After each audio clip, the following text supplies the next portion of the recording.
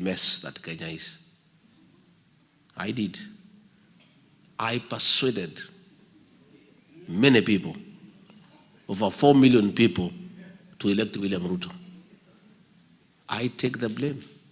And many times I've apologized to the people of Kenya. But in our community, they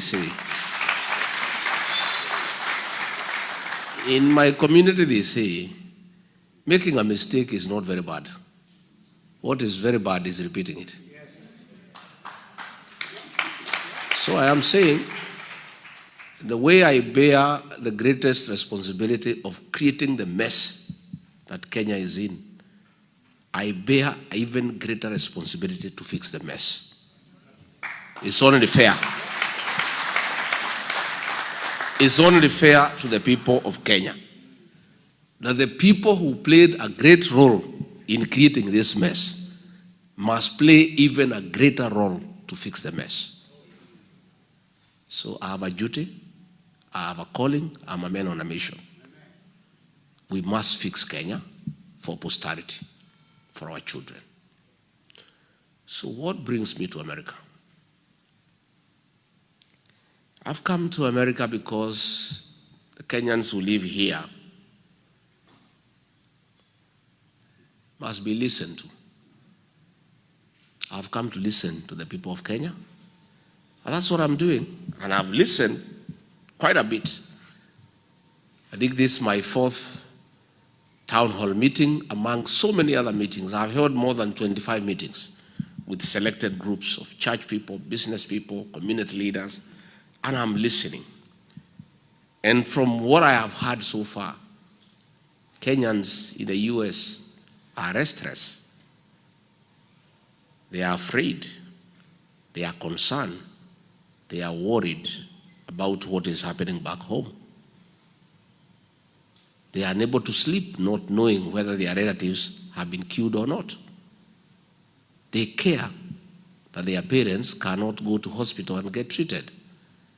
They are in anguish that the younger brothers and nephews and nieces cannot go to university because the education system has been messed up.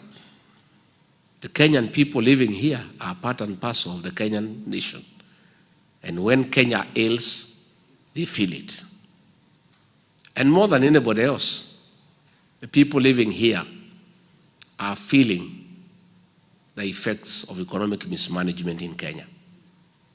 Because you people work very hard.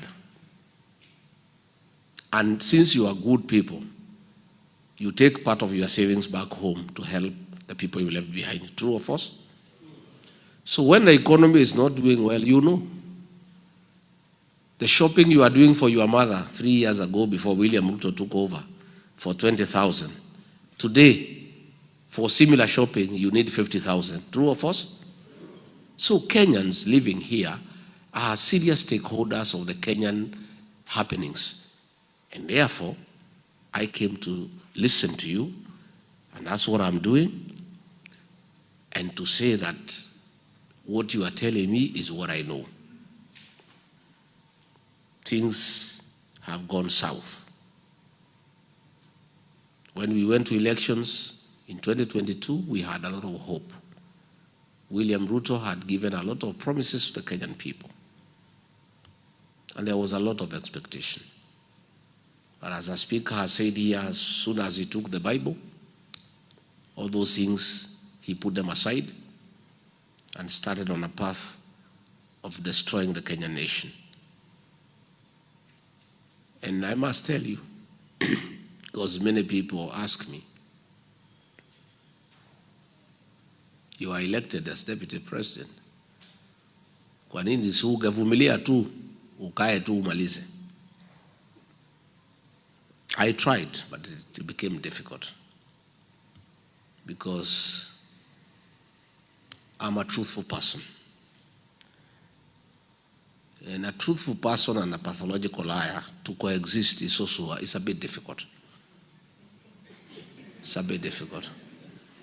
It's like mixing oil with water. Even if you try to shake, after some time, the water will settle down. Lying to the Kenyan people We promised that we will put money in their pocket. Instead of putting money in their pocket, we pick the little that they had. We promised people that we will not evict people without giving them alternative accommodation. People are evicted every day. Overtaxation, corruption, destruction of institutions.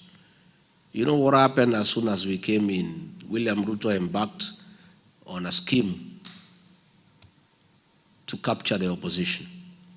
He looked for Raila Odinga and compromised him. And the old man became a supporter of all the wrong things that are going on in Kenya. He captured Parliament, he captured Senate, he destroyed all the institutions of oversight. And then the impunity began in earnest. I was left the only lone voice in Kenya, inside the government, who was saying, no, this is wrong. The finance bill of 2024, I told William Ruto, this is too much. Please, Kenyans are crying, they cannot afford it. He says, no, you don't have to do what is popular, you do what is right. I said, boss, if the majority of the people who give us a job think it is not right, how do we insist it is right? He said, hapana, tuendele. And what happens is because nature abhors vacuum. When there was nobody to speak for the people of Kenya except Rigiji alone, nature abhors vacuum. Another body had to come up to speak for the people of Kenya. That's how the GENZs came up. Because nature abhors vacuum. So when the GENZs started saying, no, this is wrong, and started agitating on behalf of the people of Kenya, a decision was made to clamp down on them. Abduction started, and torture, and I opposed from inside government. On June 24th, 2024, a security meeting was held, National Security Council, and I was a member. I was excluded because William Ruto knew I would not agree to the decisions that were being made to kill our young people. A decision was made to massacre and butcher children the following day on June 25th. That's how your nephew succumbed to bullet wounds. Children, young ones, were killed like chicken. That evening, the president called a press conference and said they are criminals and they are treasoners and they will be dealt with. The following day, as deputy president, on 26th, I flew to Mombasa and called a press conference and told off William Ruto. You remember? Yes. And from that day, we never saw eye to eye. We never spoke again. We started talking on SMS. He couldn't believe that I could tell him off publicly. And I told him I cannot be part and parcel of a government that kills children. And our relationship became worse and worse. And he told me he'll get rid of me unless I resign. And I told him I'll not resign, get rid of me. He mobilized funds and gave members of parliament and senate to hold me out of office. And I was quite happy because I could not be party to what was going on. In hindsight, today when I look back, I think my being removed from office was a blessing to me and to the people of Kenya.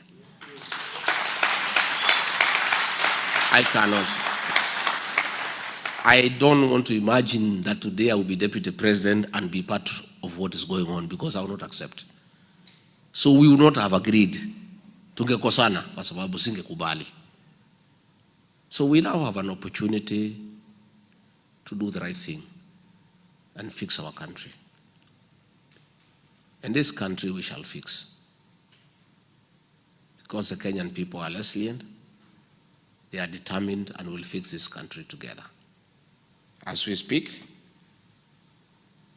Kenya is at crossroads because of the killings. The CS for Interior, Kipchumba Murkomen, gave an order of shoot to kill. Against the teachings, the Bible, and against the Kenyan Constitution. And that has been happening. Since he gave that order, so many young people have been killed. The president himself, despite saying that he's a Christian, against the Bible teachings, the 10 Commandments, thou shalt not kill, thou shalt not steal, gave an order in public that people should be shot in the leg. Most of you are in the health sector. Does not mean that if you are shot in the leg, you will not die. If you are shot, you'll bleed and die, isn't it? He gave that order. That's the level of impunity in Kenya. Nelson Koech is the chairman of the Committee for Defense and Foreign Relations in the National Assembly. He is supposed to oversight the military and the National Intelligence Service. He went ahead to say, President, you are wrong. They should not be shot in the leg, they should be shot in the head. That is the kind of impunity that we have back home. And that is a problem that we must fix. People asking me, you people are not saying what are your economic problems? What are your economic solutions? My good people, we must first stop the spilling of blood before we can talk about the economy. The first thing that we must stop is the killings.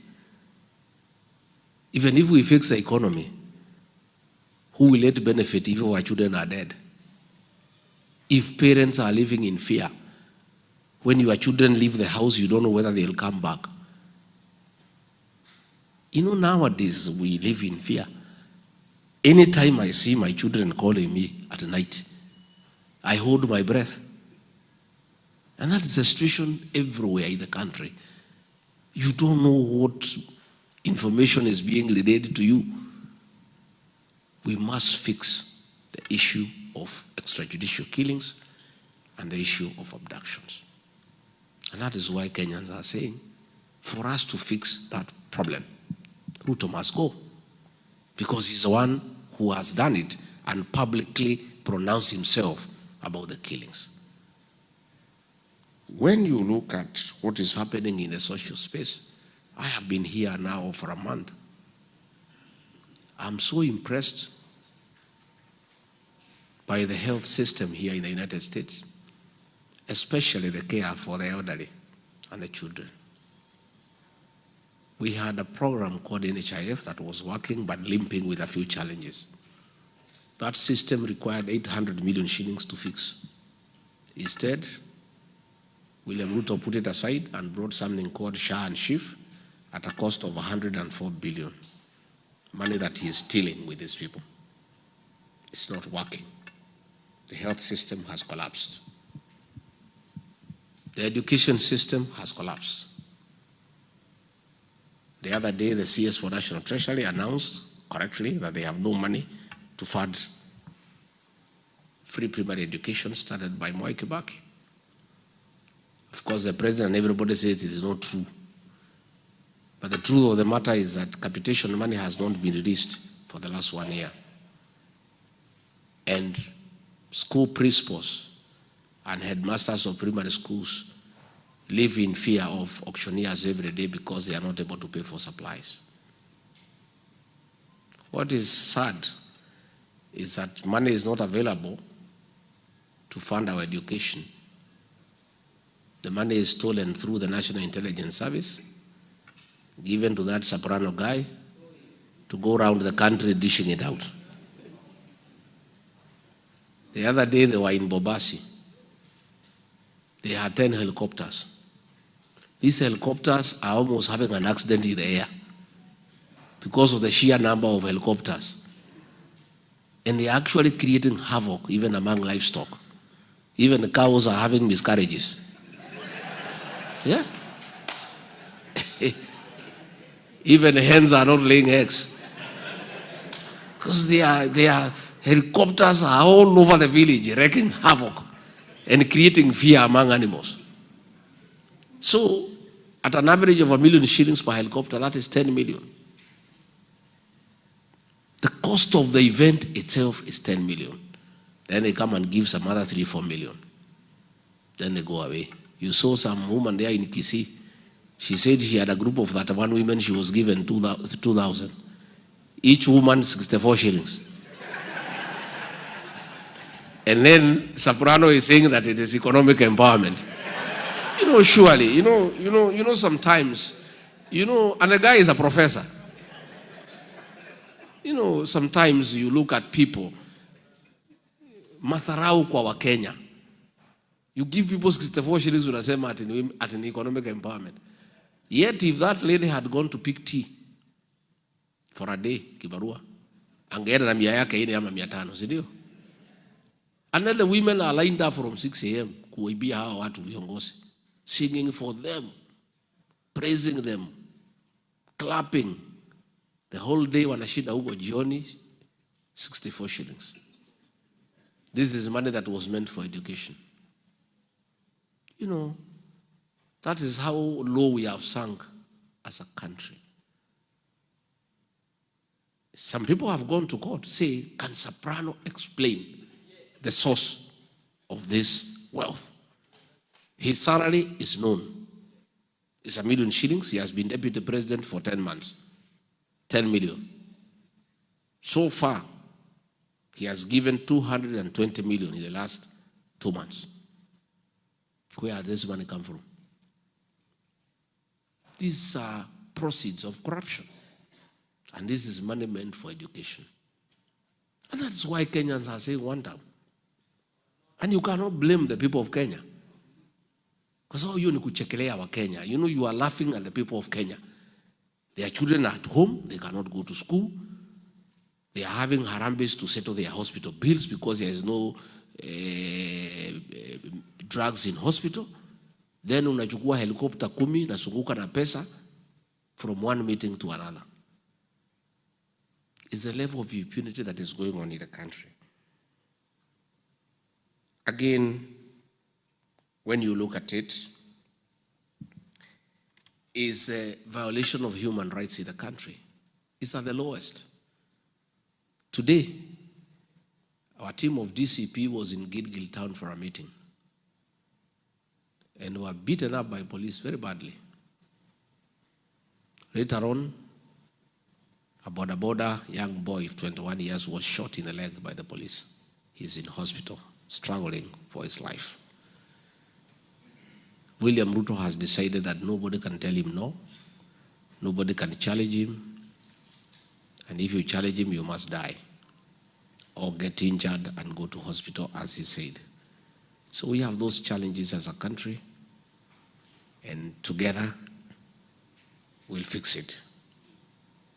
Luckily for us, we are a functional democracy.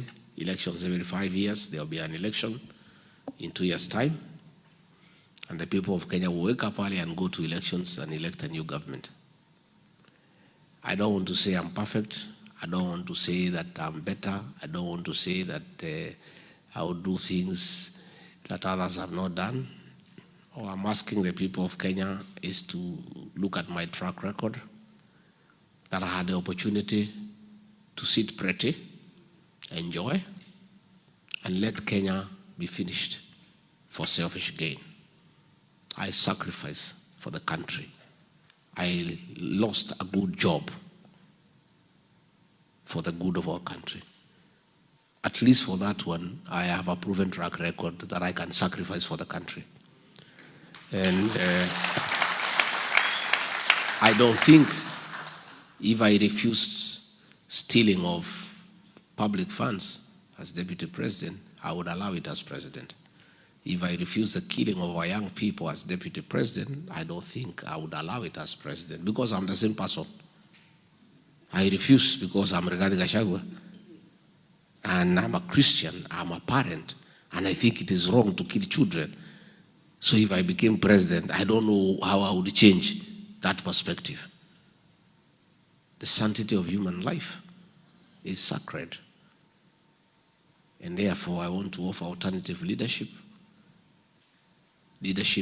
based on integrity and based on continuous engagement with the Kenyan people, so that at any one time you are properly aligned and you are thinking the same way. So we have formed a party called DCP, Democracy for the Citizens Party.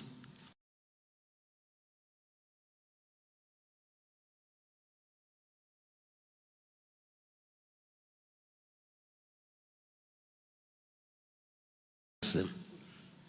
Because I don't think in his view they pose any threat to him. But he knows the party leader of DCP is a man of integrity and he cannot be bought. He cannot be intimidated. And he knows this is a party that will send him home. So the party is popular and is a new kid in the block. And that is why they are following our meetings everywhere to make sure we don't do meetings. But when I leave here later in the month, I'll do very serious meetings. If they want to stop them, no problem. Tutangangana na hawa. Because if we buy fear and get intimidated and stop doing what we must do, our people will suffer. Our party is a national party, and it has support across the country. The deputy party leader, Cleophas Malala, is from Kakamega County. The national chairperson is from Kajiado. I have two deputy chairpersons. One is from Kiambu, the other one is from Kisumu. The deputy secretary general, Ole Kamwaro, is from Narok. The national treasurer, Mwikali, is from Machakos. The assistant national treasurer, Mwita, is from Kuria in Migori. The secretary general, Hezron Obanga, is from Kisii. We are a national party. But because William Ruto ananiona pale, anasema hii ni chama ya mlima. Na hii mlima anaiogopa kwa sababu it is the one that made him president. It gave me 47% of the entire vote. Na hiyo imeondoka. So he is very thin na anajua. So he is struggling. So we have a very serious national party. And this party will drive change in our country. I want to ask you to support that.